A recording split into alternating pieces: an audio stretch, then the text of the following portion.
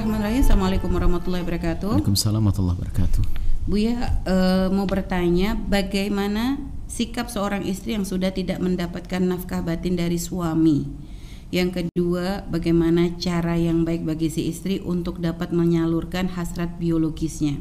Suami saya sudah 3 tahun tidak memberikan nafkah batin kepada saya, padahal kadang saya duluan yang memulai, tapi suami tidak menanggapi. Terima kasih, Bu ya. Wassalamualaikum warahmatullahi wabarakatuh. Waalaikumsalam warahmatullahi wabarakatuh.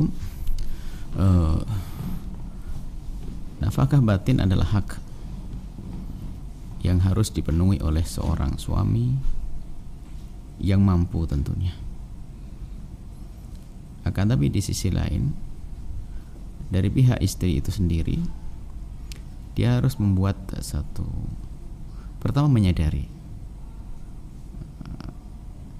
merenung bertanya sebab kenapa suami tidak bisa memberi nafkah batin. Banyak hal ya, seorang suami bisa jadi karena memang mereka atau orang tersebut, suami tersebut sudah tidak bisa berhubungan suami istri karena suatu penyakit atau yang lainnya.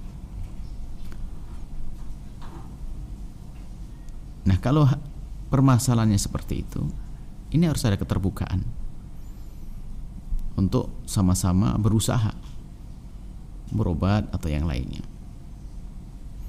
Nah, ada yang sebetulnya suami itu normal, tapi nggak tahu kenapa tidak mau berhubungan dengan istri. Sesuai dengan apa yang pernah kami temui, ada di sana adalah perlu difahamkan kepada dua belah pihak di saat berhubungan suami istri sendiri, bagaimana agar suami itu nyaman. Karena mungkin suami itu adalah bukan dia tidak normal, akan tapi ada sebagian dari mereka itu yang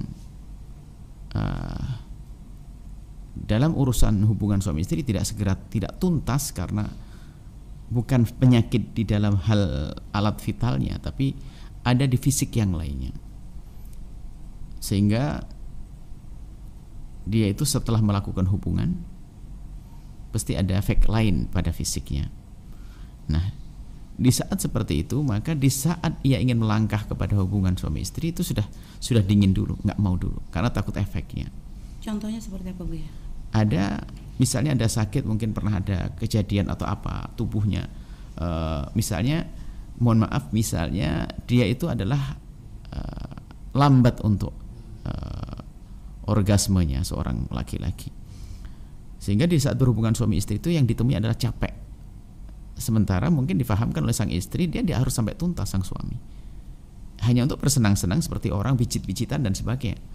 Tapi kadang seorang suami memaksakan harus sampai tuntas, akhirnya efeknya pada dirinya, sehingga di saat ingin hubungan berikutnya itu sudah merasa dia teringat dengan itu. Misalnya untuk sampai puncaknya itu dia harus berusaha dan dengan memaksakan. Di sisi lain mungkin istri dalam hal ini adalah puas dia, akan tapi sang suami tidak, karena dia didahului oleh fisiknya, yang itu ada yang semacam itu, jadi bermacam-macam. Dan itu sebenarnya bukan aib, hanya tinggal berseni dalam berhubungan. Seperti halnya seorang istri, ada yang sepanjang hidupnya dia tidak pernah orgasme dan sebagainya. Itu juga no problem sebetulnya, asalkan istri sendiri memang tidak mempermasalahkan. Jadi tinggal komunikasi. Jadi ada seorang istri sampai punya anak 5 pun dia tidak mengerti bagaimana yang namanya keluar mani itu ada suatu ketika. Nah, tapi bagi dia nggak ada masalah. Tapi komunikasi dalam hubungan suami istri itu penting sekali. Jadi banyak faktor ya. Nah, sebetulnya kalau begini nih ya, kita bisalah, karena kalau seandainya bertemu ya kita akan tanya sebabnya kan gitu, supaya diketahui. Makanya komunikasi, cuma membuka komunikasi kadang untuk pasangan itu nggak gampang. Apalagi sang pasangan itu, mohon maaf, ini bahaya juga. Pasangan itu sering mengungkapkan kalimat yang merendahkan dalam urusan seperti itu. Misalnya mohon maaf, seorang istri menyifati mohon maaf alat vital suaminya dengan sifat yang kurang menarik bagi wanita. Misalnya mohon maaf tentang ukuran dan sebagainya, itu menyakitkan bagi seorang suami adalah begitu. Sebaliknya seorang suami menyebut, akhirnya menjadi frigid, menjadi Ya, jadi tidak percaya diri terlebih ya, dahulu. itu adalah kesalahan. Biarpun itu guyonan, itu nggak diperkenankan. Apalagi mengatakan kamu lemah, kamu gini, itu juga bukan hal yang baik.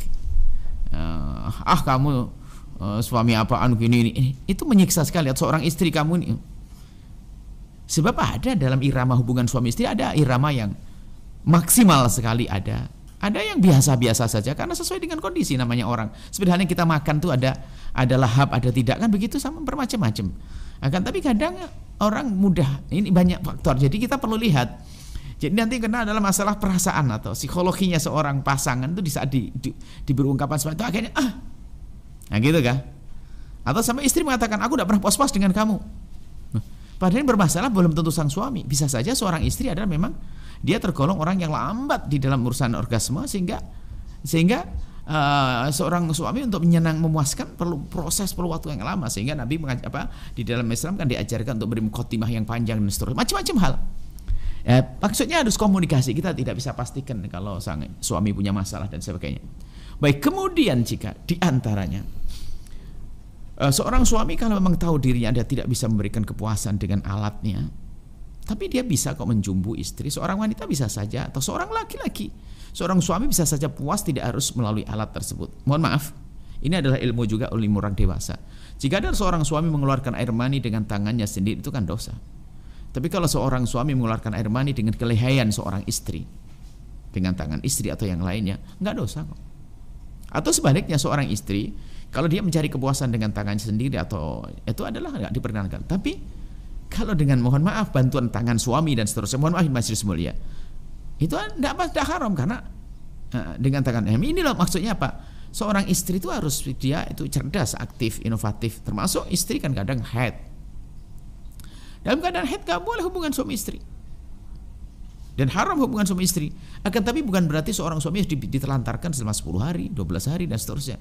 Ini kan sebetulnya perlu kecerdasan dalam berkomunikasi seks, ya, dalam arti komunikasi hubungan semacam ini. Jadi banyak faktor ya, kita tidak tahu apa sih sebabnya.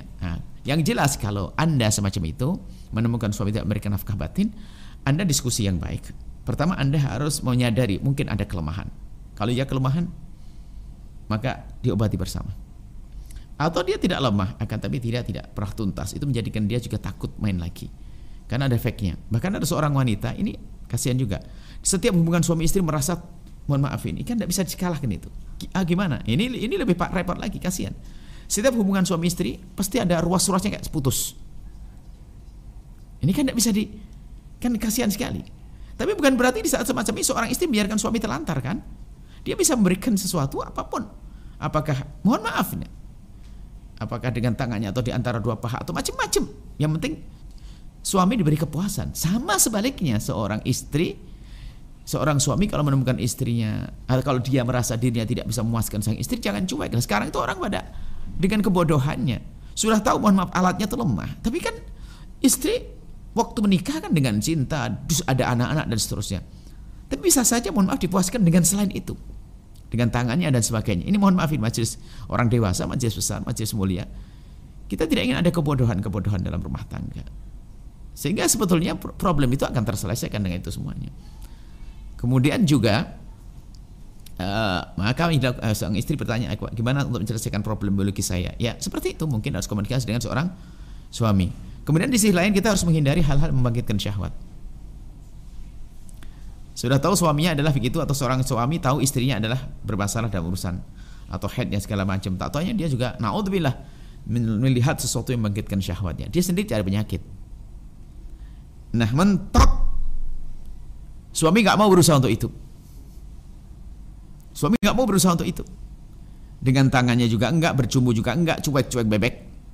Masya Allah, ini nasib buruk. Maka seorang istri punya hak. Yang penting naudzubillah, jangan masuk wilayah zina. Jangan zina, jangan. Sudah berusaha untuk tidak melihat hal-hal yang tidak baik. Sudah berusaha terus masih bergolak syahwat. Syahwat kan pemberian dari Allah. Lalu bagaimana selesainya? Suami gak peduli dan sebagainya. Maka kalau kasusnya semacam itu, suami tidak peduli, baik dengan tangannya atau apapun tidak peduli, dan Anda sudah berusaha menjaga, maka Anda boleh minta cerai saat itu. Karena kebutuhan pribadi gak bisa diwakilkan kepada siapapun. Suaminya tidak menjalankan tugas yang semestinya. Dia berhak minta cerai karena sebab itu. Untuk bisa menikah dengan laki-laki yang bisa memenuhi kebutuhannya. Sebab bisa saja seorang wanita itu hanya butuh itu, bukan butuh uang, mungkin dia punya uang. Bukan butuh anak karena sudah punya anak. Karena ini hal yang harus dibuka pintu halal ini. Ada sebagian orang nggak peduli urusan ini. Nah, ini bahaya sekali. Jika ternyata memang karena penyakit mungkin yang diderita oleh suami Bu ya, dan si istri mungkin akhirnya berupaya untuk sama-sama berobat lah, hanya memang ternyata mungkin si suami masih tidak mampu Bu ya. Satu sisi ada rasa cinta, tidak ingin meninggalkan, tapi satu sisi ada kebutuhan yang memang tidak bisa tersalurkan. Seperti itu solusinya bagaimana Bu? Apakah tetap bertahan atau gimana Bu ya? Sebetulnya yang menjadikan sebab wanita juga luluh adalah kan sikap suami yang memahami kekurangannya, kemudian dia tampak berusaha untuk menyelesaikannya. Yang jadi masalah sudah tahu dia mau kekurangan, tidak pernah berusaha. Ini bikin emosi. Dan kita menemukan problem itu. Nggak pernah mau mencoba suaminya. Berobat juga enggak. Mencoba dengan tangannya juga enggak. Memang cuek, bebek. Lah ini yang problem. Kalau permasalahannya adalah hanya masalah dia sakit saja. Dia bukan orang kena stroke dan sebagainya. Mungkin nanti yang bertanya, kalau istriwan suaminya stroke, tanya itu lanjutannya. Memang suaminya masih bisa menyenangkan dengan cara. Karena apa? Seorang istri itu kadang-kadang mohon maaf jangan.